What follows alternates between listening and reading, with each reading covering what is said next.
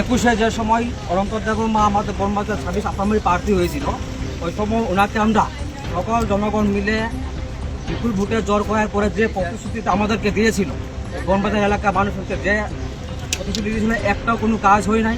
এবার উনি কি করেছে, আমাদের জনগণের সাথে ধোঁকাবাজি করে আমাদের জনগণকে বোকা বানিয়ে আজকে বিজেপিতে জয়েন করছে। তার জন্য আজকে আমরা তার টুপিকে তাকেও চাই না বনবাজার এলাকার মানুষ। অন্তিম সরকার করা হবে, অন্তিম সরকার করার